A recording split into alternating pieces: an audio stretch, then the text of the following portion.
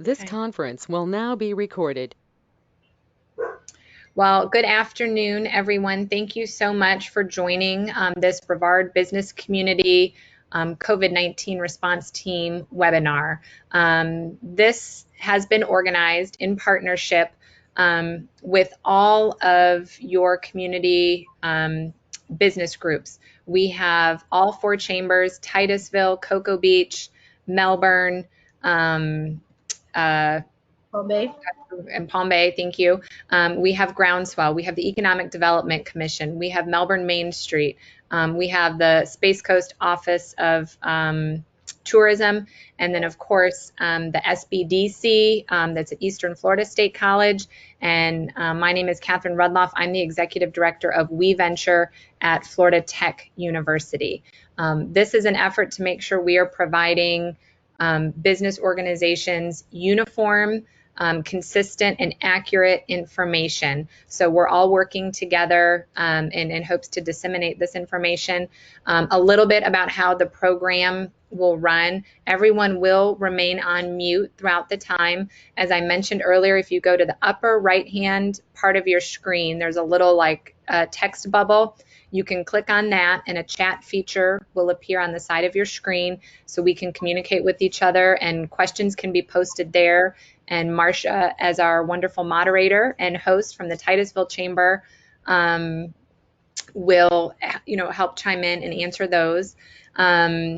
And then what else? This will be recorded, and so the link will be available if you missed some information.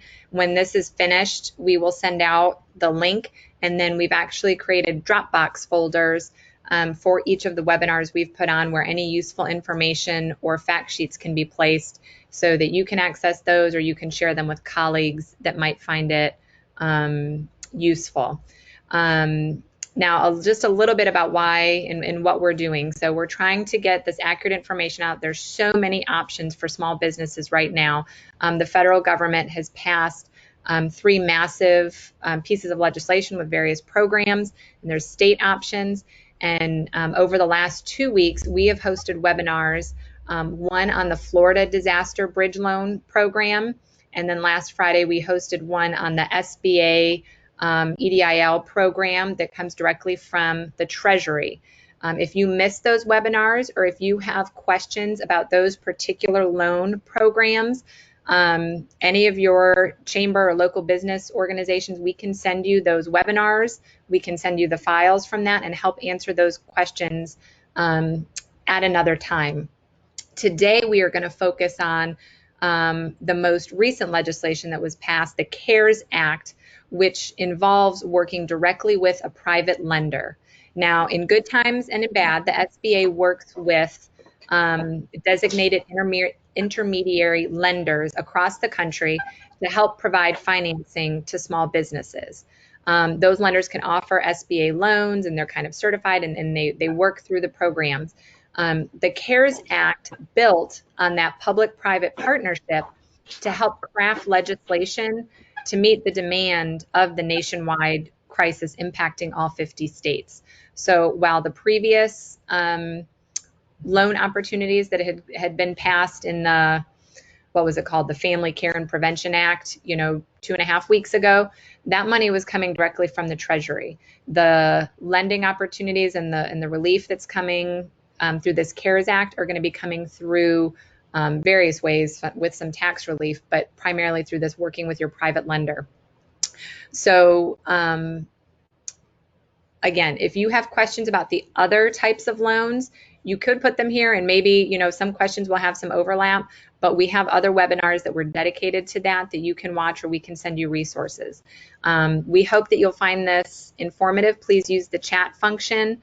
And with that, I'm going to hand it over to Jennifer Sugarman from the Cocoa Beach Chamber, who's going to kind of help moderate this panel discussion that we have lined up for you all today. Thanks, Catherine. Can everyone hear me okay? Outside during a nap time. I know many of us are juggling all of that. Thanks so much for joining us. All the chambers and the business community really appreciates you being here and taking the time out of your quarantine to join us and find out some more information. I do want to start by emphasizing the fact that I'm getting some feedback, so if you could mute your lines, that'd be awesome. I want to start by emphasizing the fact that this CARES Act, this is the third round. The first round was more focused on health, the healthcare industry.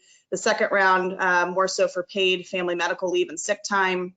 And this third round is really around relief. So we have some experts with us here today that are going to help walk us through what this means, today being the first day the application is open.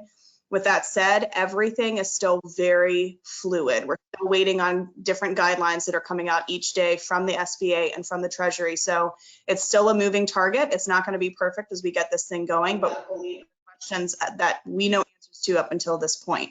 So I'll start with our speakers. I just want to introduce them really quick. We have Leslie Tibbetts with Community Credit Union, Stephen Hauser with Hauser Financial Group, and we have, I believe, both Jeff and Jim from Wiederman Malik.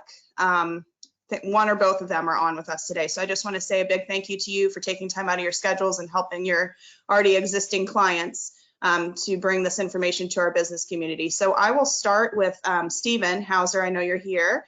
Thanks for joining us. I know that the R in the CARES stands for relief. And can you define for us a little bit more on the difference between what this is versus a stimulus package, being short-term versus long-term?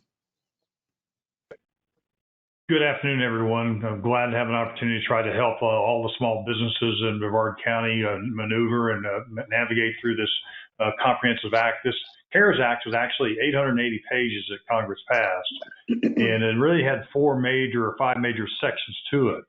One was dealing with basically helping small businesses obtain loans through the Payroll Protection Act. Another one was dealing with bailing out the airline industry. Another one had dealt with tax provisions, and another section of it dealt with 401k and then family leave.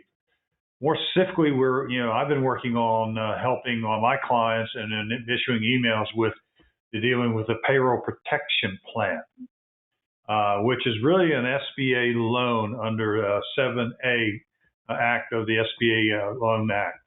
And it is the intention of Congress and Treasury to give you an immediate loan to cover payroll and some other expenses such as rent, mortgage interest, and or utilities. But primarily, 75% of this money must go to payroll. And if you do, and the period that they're covering for you that the loan would work would be from February 15th through June 30th. And how they're determining the amount that you can get for this particular loan is they'll take last year's payroll information. Usually in the application, you're going to have to provide either a federal 940, probably also the W-2s and W-3s to show the annual payroll last year. And you divide that number by the total compensation for last year by 12, and then you multiply it times 2.5, and that's the maximum amount of loan you can obtain from the SBA through an authorized lender. To the extent that basically for the period of February 15th through June 30th, you use it to pay payroll and these other allowable expenses, you can later basically apply for forgiveness of this loan. And if you basically qualify, they'll forgive the whole loan plus the interest. Now, I want to state that this is a loan, okay? And then the Treasury just last night issued final guidance or interim guidance to the banks about midnight. I was up this morning reading it. And that they allowed for the loan interest rate to be 1%. And then previously, the guidance was that they were not allowing lenders to charge any fees or make any money on doing these loans. But that has changed too in regulations. And what you really need to do as a small business is that you need to basically reach out to whoever you have a banking relationship to and immediately contact them, tell them you're interested in wanting to apply for the payroll protection plan. And the problem with, I'm finding with this week and talking to various lending institutions, none of them had any guidance, or they didn't know really if they would be personally liable if they mess up and give a loan that doesn't follow on the act.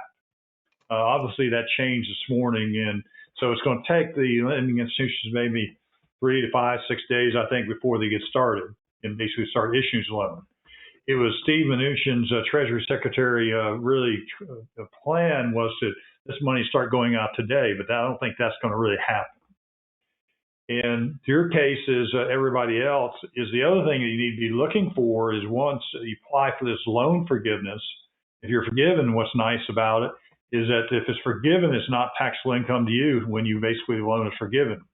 Under typical IRS rules and the code, any loan forgiveness was income. So this is really, if you would do it right, is a grant, not a loan. But if you borrow more money and it doesn't get used for the expenses I've outlined, you have to pay it back over a period of 2 years. Be fully come due in 2 years. The other thing is that you do not have to give personal loan guarantees or personal guarantees to get this loan. And the banks are under the final regulation are hold harmless as long as you fill out the paperwork correctly, that they'll not be on the hook for any defaults either. At this moment, basically the other one, there was a loan called the EIDL, which I know had a previous seminar about.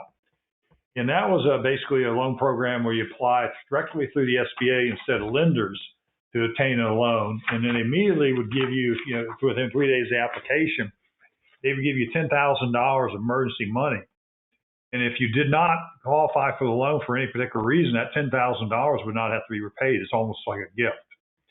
But if you did obtain the loan, okay, and then subsequently apply for the Payroll Protection Act loan, and you qualified, you could roll the old EIDL loan into this one. It'd be part of the amount that you add for the borrowing maximum over the 2.5%, 2.5 times. At this point, I'll pause for a minute for anybody to have a discussion. Thanks, Stephen. I'm seeing some questions come through, and I know Marcia can help me with this too, but for 1099s and sole proprietors, I heard yesterday that they could be included in this loan forgiveness program under the PPP, as I'm calling it, if they have an annualized proof of what they've been paying themselves. Is that correct? Well, what really is happening is the first round is going to be for people that have incorporated entities, either an S corporation, a partnership, and basically it's actual payroll, including owner's salary, but the owner's salary cannot exceed $100,000 for the amount to be considered for the loan.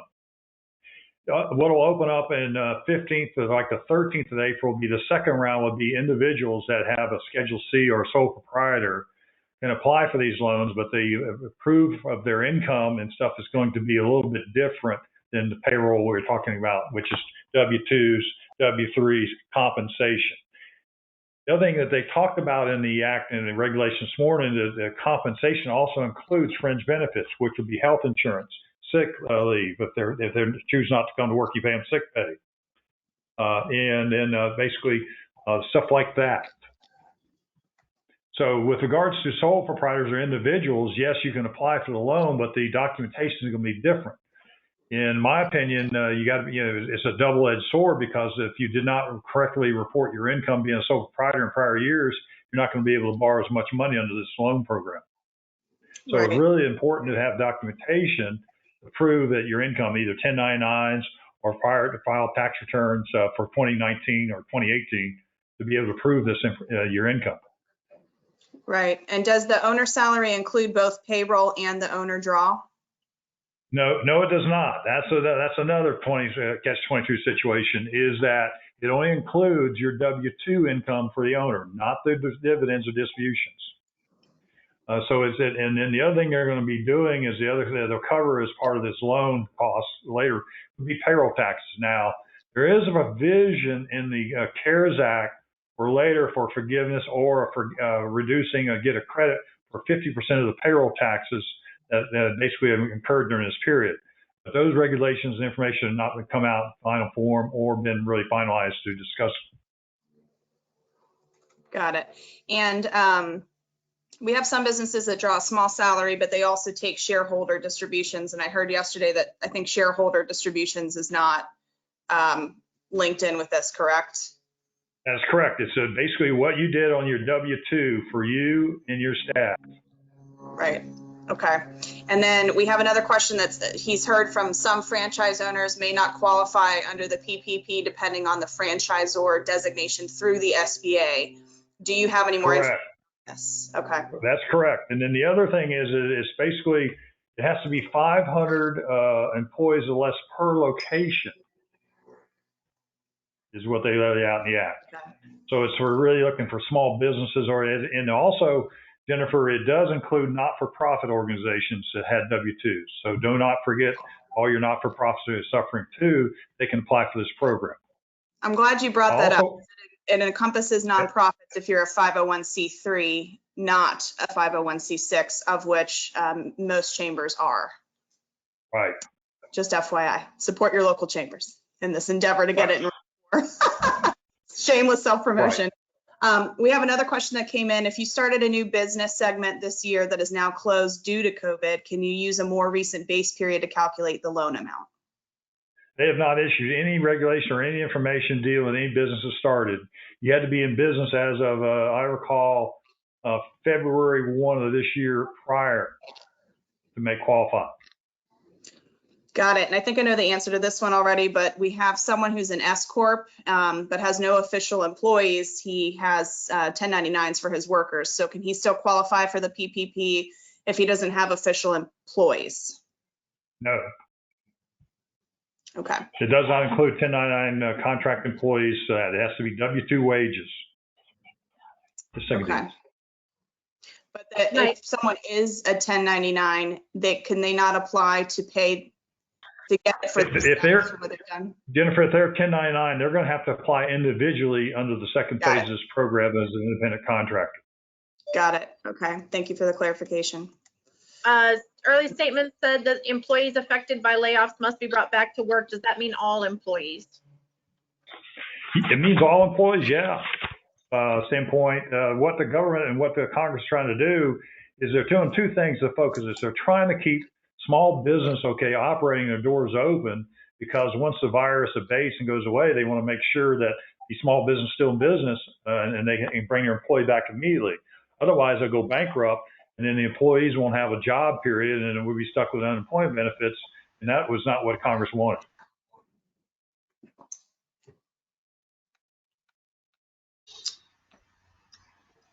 Okay, what should be used when calculating average monthly payroll? That's good to touch on this because I know there's payroll. It's going to be your W-2, W-3, or 940 that you filed for the calendar year ending 2019.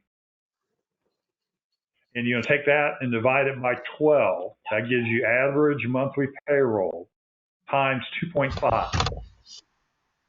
And that's the maximum amount you can get under the payroll protection program. And the maximum amount is $10 million, correct? Well, yeah, it's the lesser of, okay. Right, right. You get $10 million if somebody has a monster. I don't know if anybody in our area that's 500 or less employees that has basically qualify for 10 million.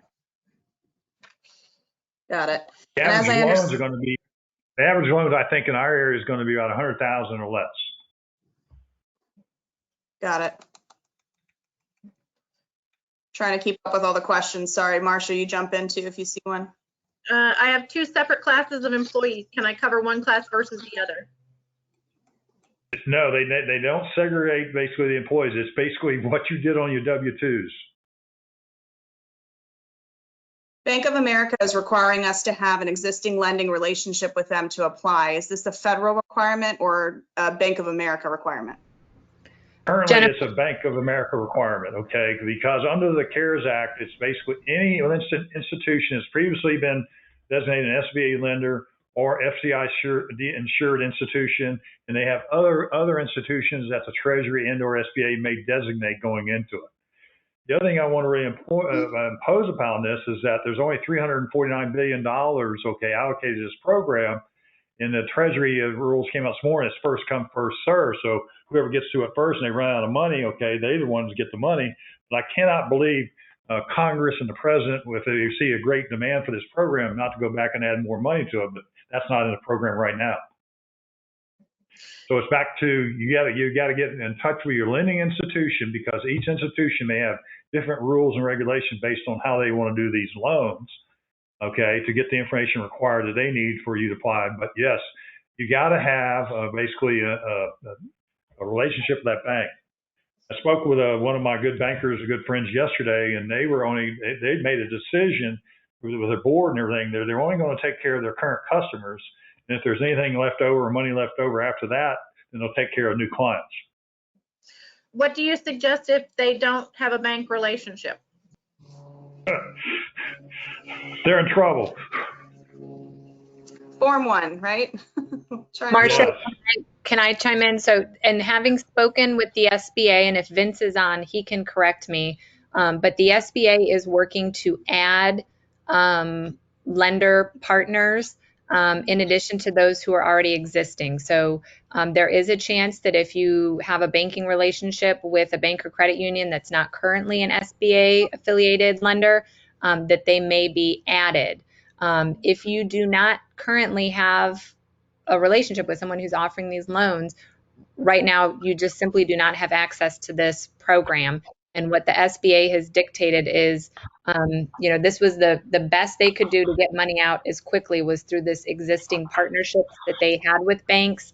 And it is up to the banks who they will lend to. And there are some banks, even though they are SBA certified, that will choose not to make these loans. So it is, each bank is making those decisions for themselves. Again, it's an unprecedented program, unprecedented crisis, and unfortunately not everyone will. Now, if we hear of a bank that is willing to lend to new customers, I assure you we will let everyone know and we will push that out. But as of right now, we have not heard of a partner doing that. Okay, so can we just talk about? Catherine, you're correct, okay, but during the last 5 days, I've called multiple banks and asked them if they're going to be involved with the program and would they take in any clients they're not in a relationship. And all of them said no. So it's like I said, it's going to be a tough situation. You agree? We'll see as this develops if that'll change, or the SBA or the Treasury or maybe hire an independent contractor or somebody else to do this program. Okay. I've heard that following the process closely in terms of the application as soon as possible yields the most favorable results. And I know we're all trying to look for the list of lenders, and that's very fluid and moving. But I know we have a couple people on with us from Wiederman Malik as well. Is there any way that you could help our businesses just kind of walk us through the process in a brief step-by-step? I know step 1 is reaching out to the lender, knowing who's participating, making sure you have the formula in place, and then knowing the background on the loan forgiveness and the stipulations tied to it. So if someone from Wiederman Malik, I don't know if it's Jim or Jeff, if you could chime in as well.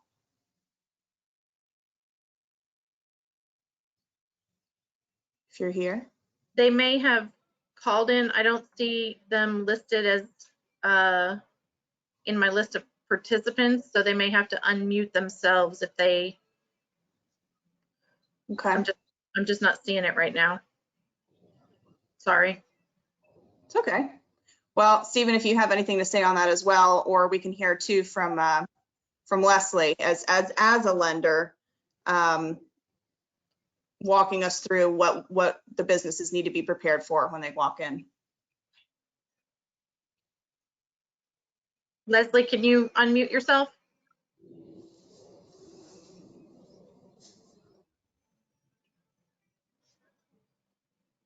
Hello, this is Leslie. There you are. Hey, great. So thanks for having me on. It's Leslie Tibbetts. I'm with Community Credit Union. Following the instructions, carefully assembling your payroll information, putting your payroll dollars and information into a format where we can easily see how you calculated your monthly payroll and then got your 2.5 times helps us speed through the verification process that we need to do to ensure that the amount that we're requesting for you is going to be appropriate. And then I'm sorry, I was focused on trying to unmute myself. Was there more to the question? I apologize. I think we were just wanting to have you maybe start by outlining some of the process that they needed to be thinking about as they contacted their lender. Okay. So if you go to SBA.gov and you navigate yourself to the PPP application, the application is there with instructions. If you're working with your lender, by now, they likely can provide you with a list of your documents that they would require you to submit along with the application. So as Stephen said, the 940, the 941 payroll reports, W-2s, and different documents that help the lender validate the dollar amount of the request.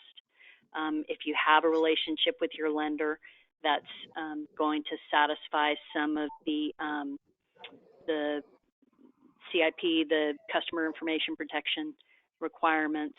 And then there's a back end process for the lenders, which is part of what is still being deployed. And so that's the reason why I would imagine some lenders are accepting applications at this point, and some lenders have not opened the window for accepting applications yet. There you go. Hello, Jennifer. Can you all hear me? This is Steve Hauser again. Yes. I just put up a link, and it's very simple, okay? And that's where what y'all are looking for. All you have to do is go to home.treasury.gov. There's actually a red bar or link for these loans. And then it'll take you to really 4 or 5 summaries or FYIs, FAQs that'll guide you through it. It actually has the application. It has the information for the lenders. It has information for borrowers, and exactly what you need. The only thing that they really don't list there, and what I pointed out previously, was the banks that I've discussed, they're looking for 2 things. That's why they need the W-2s and W-3s, because on your application, you got to certify the number of employees you have. Okay, because that's a key part of this program for loan forgiveness. And the other one is that they wanted basically the 940, and they were using it to determine the maximum amount of loan based on last year's compensation.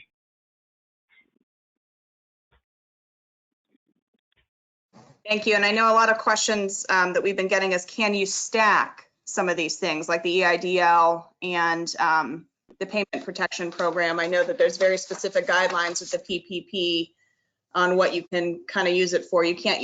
I know that you cannot use multiple loans. You can't use multiple. The answer is, Jennifer, you can only use one or the other. You can't do both together.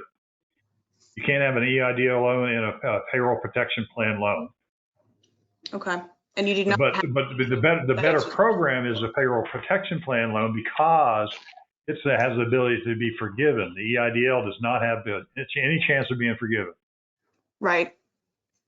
And again, as long as you utilize up to 75% of your PPP on payroll, not rent and some of the other extracurriculars that you can use it on. But if you put 75% towards paying your payroll, then you have 100% loan forgiveness. And if you lay off during that time period, my understanding is that they adjust the formula based on that, and you will get maybe a percentage back, but not full loan forgiveness. Yes, and there was a question just popped up. Basically, if you hire new employees, this year, well, the period that they're looking at is February 15th through June 30th for covered payroll. So, those employees you hired after that during that period would be part of what they use to calculate your loan forgiveness based on what you provide for 2019 payroll. Now, the other thing that I did see and didn't see anything noted in the Treasury regulations, there's nothing to stop you.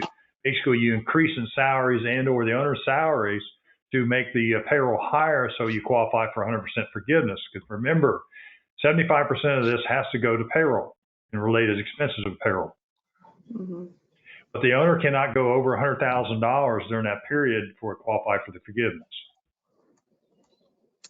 And this is probably more of a lender. That is February 15th to June 30th of this year. Correct. The period is they're looking to try to cover and help everybody. It's February 15th to June 30th of 2020.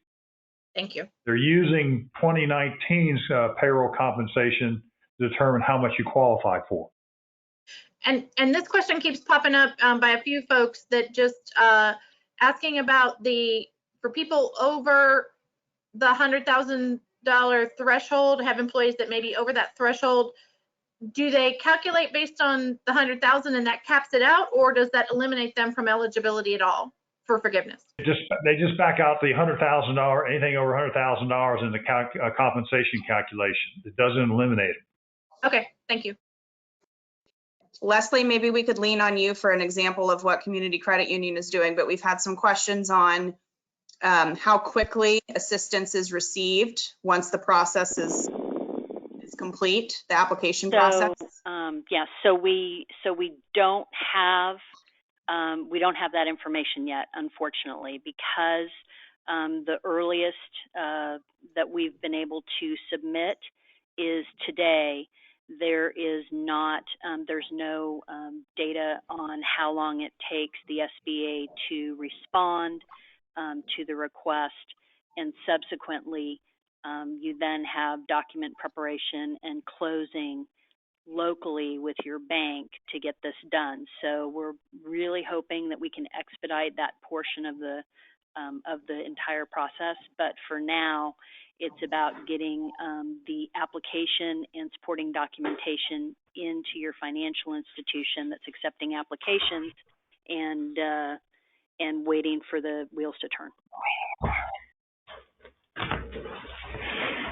My understanding, Leslie, and then what my reading this morning, okay, is that there's no formal loan documents going to be prepared. It's going to be the actually official application that the Treasury's issued, which is 4 pages plus certain certifications. Also, that you'll provide to them, and they'll hold the lender hold harmless as long as you have the payroll information available or there. That you don't have to go in and sign the loan documents. Actually, they'll basically and then head on the Treasury's website, a lender where they actually do the application and get the money reimbursed to them electronically. And that's all in the treasury.gov website. Thank you. Yeah, I think the documents are likely to vary by financial institution. And there are definitely electronic alternatives that should expedite the process. So thank you for that. Stephen, can I clarify something with you really quickly? Yes. We had talked about stacking loans in EIDL and PPP. My understanding is that you cannot stack them to pay your payroll. They have to be used for entirely different purposes. However, if you have an EIDL, you can use that for things like mortgage or rent. It would just have to be used for a different purpose than the PPP is being used for, but you can stack them as long as it's for different purposes. Is that correct? Well, to clarify, the EIDL was an emergency loan, okay, where $10,000, and you could use it for almost anything. It's almost like an SBA loan, whereas the PPP is specifically designated to use for payroll mainly, and then other expenses that the Act notes. But they do not allow you to have both programs going at the same time. If you had an EIDL loan prior, I think, to February 1st on the application, okay, you can roll the $10,000 into the PPC, but the other loan, no. Okay, thank you. I just wanted to clarify. And this is for both Leslie and Stephen. I know many Florida businesses, at least, are used to disaster recovery loans. And can you talk about how this program, I mean, you pretty much have, but just more specifically how this program or the situation is much different than that? I'll be glad to start off. The Florida program is actually run by the state of Florida, and you can apply for up to $100,000. And they have a very low interest rate for 1 year. Then after that, it jumps up to a real high interest rate. So it's a loan program. Got it. And Leslie, can you talk about maybe on top of that, some other ways that lenders are working with our small businesses to help them in these unprecedented times? Is there debt refinance or consolidation? Are you waiving minimum balance fees or anything like that? Anything else we should know? Yeah, I'll be glad to.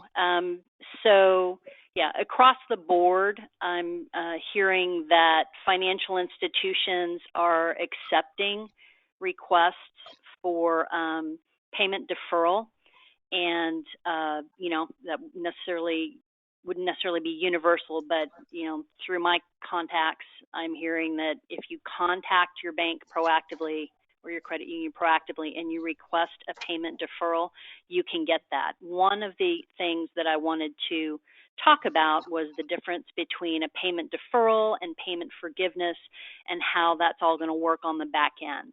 Right now, payment deferral is a huge help for small businesses because it is less money out of pocket and more money that you can put back into, you know, making your business operable. So the payment deferral is going to, in many cases, continue to accrue interest during that period of time when you don't make payments. And then in many cases, the payments are going to get added onto the back end of your loan, or it's potentially that the payments could be reamortized and then you could have a payment change, dollar amount change, after you resume making regularly scheduled payments. So, you know, so payment deferrals take some different shapes. There are also some interest-only options where you would be asked not to pay principal for a period of time, but to just keep up with the interest that's accruing on your loan. So there will be a variety of, potentially a variety of different options available when you contact your lender. I think it's important to be proactive. Lenders have been directed not to report, you know, anyone that has made arrangements to defer payments and not count them as late. So being proactive and making sure you make that connection and get the deferral is key. You know, there are potentially some refinancing options. There may be options to get cash advances at you know, lower rates if you contact your lender. You know, I know that certainly you know, our credit union and many financial institutions are on board. You can make requests online or through your online banking. So it's really just about, you know, what you calculate that you need that will help your business the most, and then being as proactive as you can be about, you know, making that known to your relationship. I'm sorry, Steve, go ahead.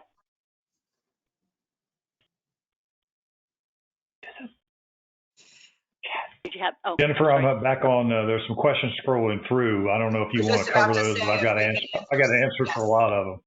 Yes, if we could answer some of those, and then I'd like to just kind of shift into, you know, the three buckets that are a part of this third round. There's the loans, there's individual employee assistance, and then there's the tax credit. A lot of businesses are kind of looking at all three and deciding which route is the most appropriate given their situation and their makeup to take. So after we answer some of these questions, maybe we could dive into the tax relief portion versus PPP and the employee assistance. Right.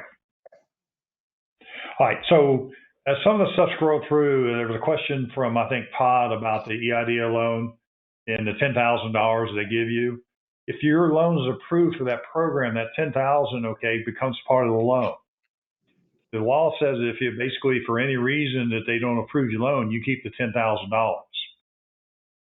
But there's no discussion that I saw that if you keep the $10,000, that's not includable as income to you. So that's you got to be careful there.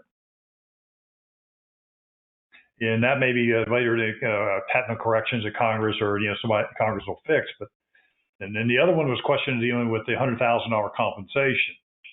Is $100,000 compensation is capped for both the calculation for the loan amount you can get and also capped for the amount you can qualify for forgiveness. You can't be more than $100,000. It's blocked out or taken out. So if you're paying an owner or somebody or a staff highly paid compensation employee $125,000 during this period, they only count $100,000 of the $125,000 for the forgiveness calculation. And is there a minimum to apply for? To me, it doesn't matter. If you basically, it'd be crazy for any small business owner not to apply for this program. I don't care how small it is, if they're going to use it for do their payroll and stuff, because it's going to be forgiven. It's going to be a grant. And how does a seasonal business provide documentation for average payroll, given that the calculation period does not match a fiscal quarter payroll report? There was actually, and that's why they took last year, okay, because all 2019, because it included seasonal for employers for 2019. Got it. So that's why they're using the 940 or the W-2 or W-3s from 2019 for all of 2019, dividing them by 12 to determine what the average monthly payroll is. Got it. And for the EIDL, do they have to pay tax on that? To the extent that it's a loan program, so they're going to pay it back. So it's not taxable income because none of that's forgiven. Okay. Got it. And that loan is actually applied directly through the SBA through their website to get that loan. It's not going through a lender. We've had a lot of questions, and we've already answered this one about nonprofits being able to apply for the PPP program. And we answered that yes, if you're a 501c3, you can. If you were a 501c6, you cannot. Is there any, and I'm sure there's not yet because it's ever evolving, if you have a scenario where you are a 501c6, but you also house a 501c3 in your same building, is there any guidelines there of applying for that program if you traditionally are paying your employees out of the 501c6 side? I mean, I know what's considered kosher and not, but just. I found, okay, and then that's an interesting technical question. I just found it's by a federal identification number that you file the payroll tax returns under. Got it. Okay. And can I just want to check really quickly. Did anyone from Weiderman Malik join us via phone? Were you able to unmute Jeff or Jim? Just want to do my due diligence and circle back one more time. I'm coming through real fast to try and see if I can,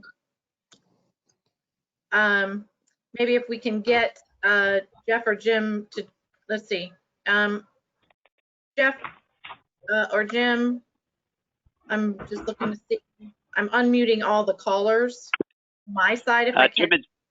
Jim is here if you can hear me. Yeah, we can hear you, Jim. Okay, great. Anything that you can add to the conversation in terms of the process or recommendations?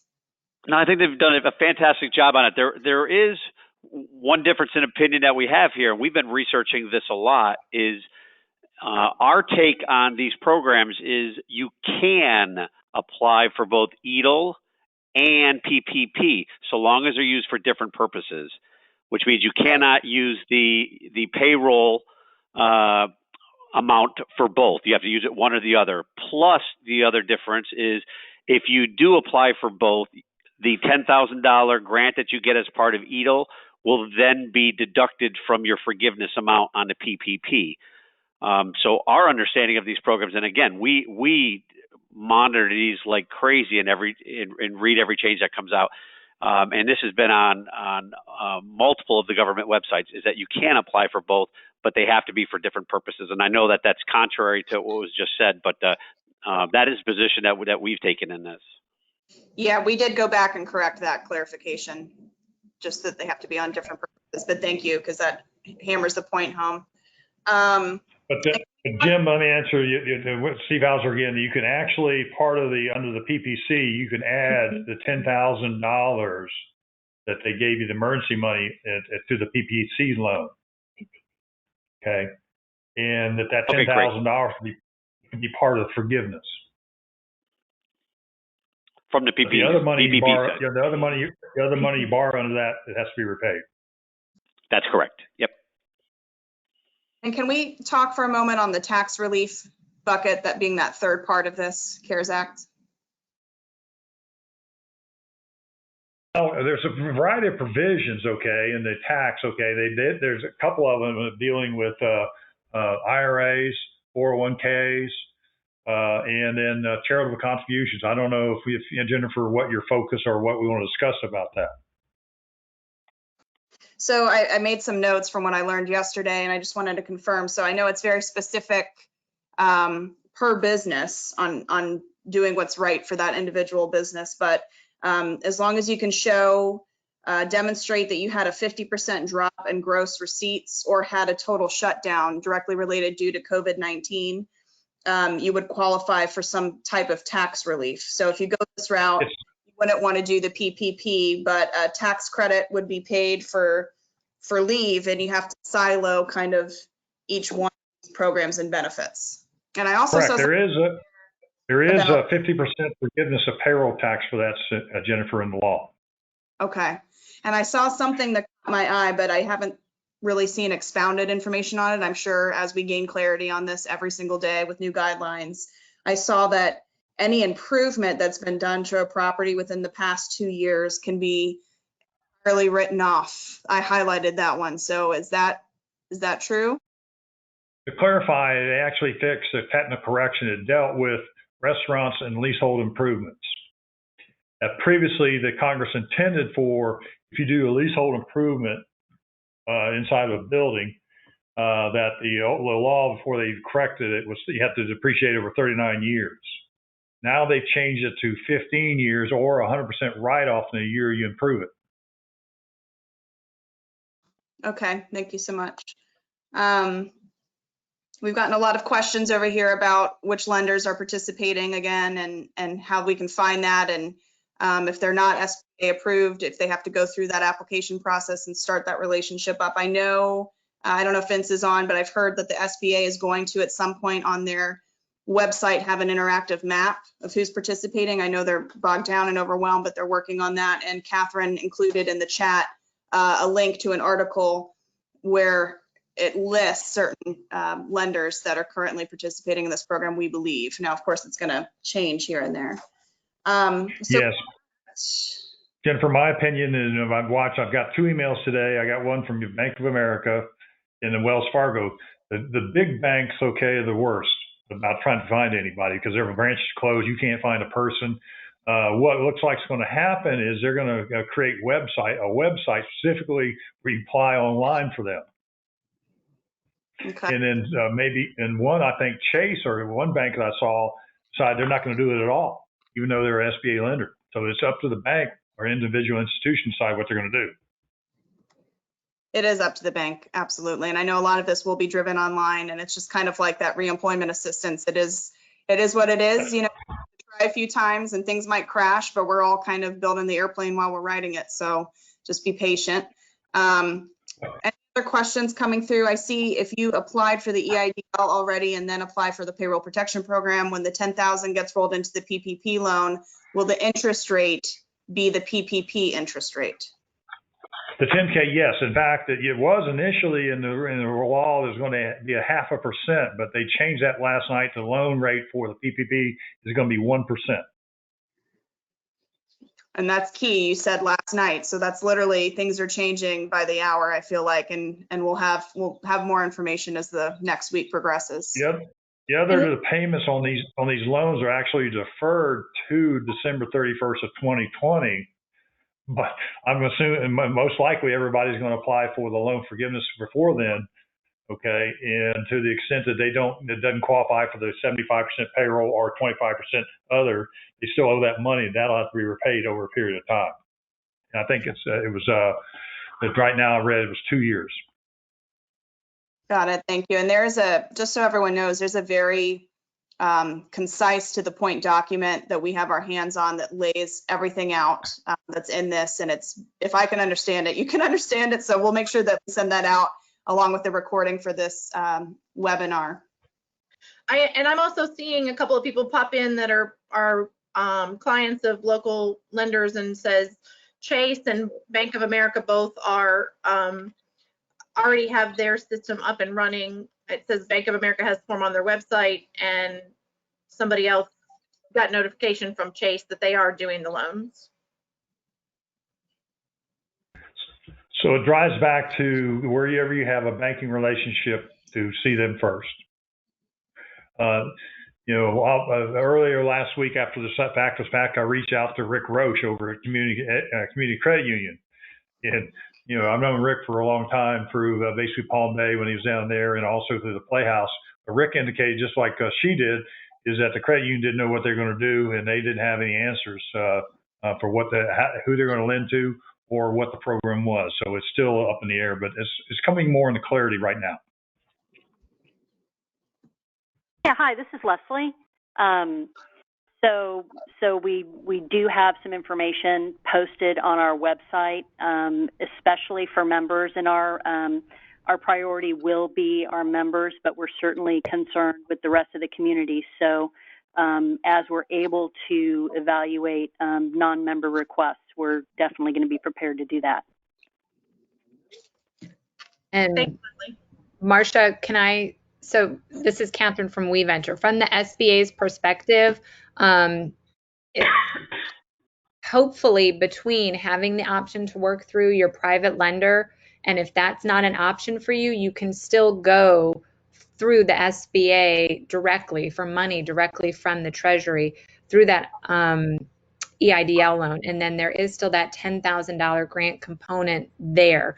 So while yes, your business could go for both and you could stack, if you're a smaller business and just getting one or the other will work for you, and you have a private lender who's going to be offering that loan, that will probably be faster and a better option for you. If that's not an option for you, go for that EIDL loan through the SBA directly. And the hope is with both of these programs running now, that as many people as they can in the country will be accommodated and fit into one of those two options. My point was, and that's correct, is that the problem is there's a Congress appropriated a limited amount of money, which is $349 billion for the PPP program. But I cannot really believe consciously that if the money goes out quickly, they'll not come back and appropriate more money to it. Mm-hmm. But that has not been talked about, contemplated. So like I said, for everybody, you need to get moving quickly and get your application in place. And because the last date to apply for this loan under the current CARES Act is June 30th. This is Jim again from Wiedemann Mallet. Can you hear me? Yes. Yes. Okay. Just a quick heads up, though, is that from the date that you get approved for this loan and get this funded on the PPP side, you're going to have to bring your staffing levels back to February for the next 8 weeks. So if you have a business that is closed and potentially could be closed for an extended period of time, you have to be very careful of when you put this PPP loan application in, because potentially if you're bringing back employees, but you can't be open because of the rules and the laws of that type of business, you may be kind of spinning your wheels. Yes, that payroll is forgiven, but it's not helping you any. So in that determination, you may want to wait until, or at least consider waiting until such time that you know when your business is going to be reopening, so that payroll actually goes to benefit you and not just your employees. And again, I absolutely agree that there's only a certain amount of money that's been allocated to this, but hopes are that they will fund more. But be careful for businesses that are still closed and will be closed for a period of time, because you may not get all the benefit of PPP that we're all discussing. So just my 2 cents. In my reading, okay, it didn't matter as long as you paid them. If they never came to work, they stayed home, stayed sheltered at home. As long as you paid them payroll through your business, you qualify for the forgiveness. Yes, I agree with that. Yes, but my point is that if you're not open, you're not taking any money in. So if you can delay this process down, and again, we don't know whether there's going to be more money available, but if you can apply, if you're in a restaurant, for instance, and that restaurant is closed and is going to continue to be closed for a month, if you can apply a month from now, well, then you'll get the benefit of having that 8 weeks of payroll for free while you've got 8 weeks of income coming in because your business is open. So that was my point. But yes, I absolutely agree that it doesn't matter whether they come to work or not as long as you pay them. That's correct. And then what it is, like I said, is that even if they're closed, you pay them. And now pay them now, is because the period they're going to consider is June 15th through June 30th. So if you wait, okay, and stay closed and apply for this loan later, and you only have 3 weeks to basically do the wages, you're going to be owing money back to the government. So just be careful. We got a question here that I'll just bring up. To be considered a sole proprietor, do you have to formally have filed taxes back? My husband is a landlord and tenants are having trouble paying rent due to having lost jobs. However, he's just run his business through our personal taxes in the past. To answer your question, rents or rental income or like that does not qualify. So the PPP does not do rents or anything like that. It has to be wages. Thank you. So just to kind of recap, what I'm hearing is check out that list that Catherine just put up for lenders. Work with someone that you have an established relationship with, or create a relationship with your lender. Make sure you start now. The application is open. Many of the lenders have applications up on their individual websites, and get everything in order now. The sooner you get in line, the better result you're going to have. 75% of the PPP program must be used on payroll for that 100% loan forgiveness. And anything else that any of our presenters, Wiederman Malik, Leslie, or Stephen, that you would like to use, kind of be a final word here, and then if we have any other questions pop up, we'll answer those. Yeah, the final word is there is other tax provisions, but really this is the major program that small business need to take care of. What I would do is basically we're getting a lot of emails from back and forth for various organizations, but the best source I found is I actually went to home.treasury.gov, clicked on the COVID-19 loan PPC program, and if they have Q&A there, they update it every day. As like I said, last night they updated for the final interim regulations for lenders. So if you want to try to keep apprised of that, otherwise the chamber, I know Jennifer, all the chambers will be disseminating information. We put the chamber on our mailing list for what we disseminate regarding all this also. So just to recap, we've got a lot of documentation. There's been a lot of links put into the chat feature. But one of the things that we've done with our other webinars is we've actually created a Dropbox folder, and we have put in those documents within a folder specifically named for this webinar. And so we will work before we send out the information, the follow-on information to this. We'll work to try to slide as much of that information or a list of links or something within our response to all of the people that registered today, along with the link to replay the webinar. But we will also have a link to a Dropbox folder that will contain information as well. All right, I appreciate it, Jennifer and everybody. I've got to drop off to do a 2 o'clock, but if anybody wants to try to call, I can maybe answer a question individually or just to briefly try to help them. We've been trying to really focus on our clients and trying to help them through it. But others, we'll try to be a resource for you. Thank you. We appreciate your time today. And if for anyone that asks a question that we don't know how to answer, we will message or answer that question for you. Thanks for your time today, Stephen. We appreciate it. All right, y'all take care. Bye-bye. Bye-bye. Leslie, any final words on the lender side? So I think you guys have really said it well. Just be patient. I did see something that says that, money has been originated, so the wheels are turning. It's just, the lenders are working as quickly as we can to try to make the process as seamless as we can. And, we're responding to everybody as quickly as we can, and on the member side and on the non-member side. So we're at ccuflorida.org, and there's a commercial email there if you have questions that didn't get answered on this call or something in particular. Thanks. Thank you very much. Anything final from Wiederman Malik? Just one, we had some conversations again this morning with the SBA folks, and for those of you who have put in EIDL applications already, they've said that within 3 days you're going to get this funded. However, this is a brand new program for SBA. They typically do not do any of their own financing, and they usually do it through third-party banks, as you know. But they're funding this themselves, so this is a very fluid situation. So what we've been told today is for the initial applicants, it may stretch longer than 3 days. It may go, maybe 5 days, as many as 6 days, but they figure they could catch up quickly up to 3 days. But initially, those first people are probably going to be more than 3 days. And for people not to get nervous, the system is working. If you've gotten your confirmation number from your application, then you are in the system. SBA cannot pull your application up. If you call them and say, here's my confirmation number, their system is down and has been for the last 7 days. So they cannot pull that up. But they've asked us to assure our clients that if you've gotten a confirmation number, that process of getting the initial $10,000 grant is coming along as fast as they could possibly fund it. Do you want to address these last few things? Jennifer, just I'm an LLC business with 1099 employees. Do we qualify for the employee grant? Based on what I heard Stephen say, and correct me if I'm wrong, everyone, but he had referenced that the 1099 employees would then have to go and individually apply themselves if they were a contract employee, but the actual business has to have W-2 employees to qualify for PPP. Okay. I hope that helps. Is that, maybe Wiedemann Malik could jump into. Yeah, this is Jim from Wiedemann Malik. That is correct.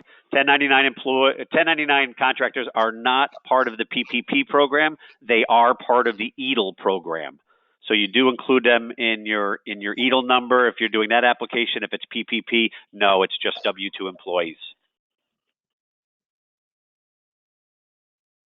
If owner takes draw, I think that this probably got answered too, but just to make sure, if owner takes draw but has W-2 employee, can PPP be applied for using W-2 employees info so that the employee can at least get paid? Yep, if they're a W-2 employee, they can apply for PPP. Got it. Perfect. All right. Anything else?